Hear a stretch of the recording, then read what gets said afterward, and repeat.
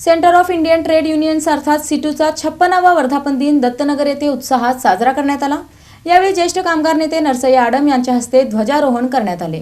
Centre of Indian trade unions सिटूचा 56वा वर्धापन दिन शनिवारी दत्तनगर येथील सिटूच्या मध्यवर्ती कार्यालयात उत्साहात साजरा करण्यात आला। यावेळी ज्येष्ठ कामगार नेते तथा माजी आमदार कॉम्रेड नरसय्य आडम यांच्या हस्ते ध्वजारोहण करण्यात आले। यावेळी बोलताना कॉम्रेड आडम यांनी केंद्र सरकारच्या आर्थिक व कामगार विरोधी धोरणांवर टीका करत कामगार, शेतकरी व कष्टकरी जनतेने संघटित संघर्ष उभारण्याचे आवाहन केले।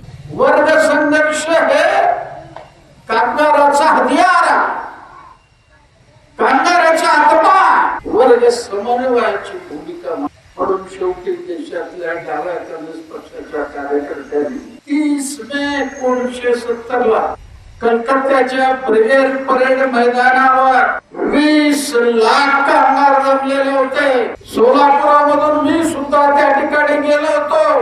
20 लाख लोकांच्या जल्लोषामध्ये कॉम्रेड पीटीआर ने सिटूची संघटना स्थापन झाल्यावर त्या ठिकाणी तो झेंडा त्या 20 लाख लोकांमध्ये फडकवला।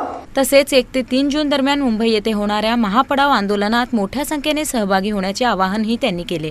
सिटूचे महासचिव कॉम्रेड MS शेख यांनी श्रम संहितांमुळे कामगारांचे हक्क धोक्यात येत असल्याचे सांगत व्यापक जनआंदोलनाची गरज व्यक्त केली।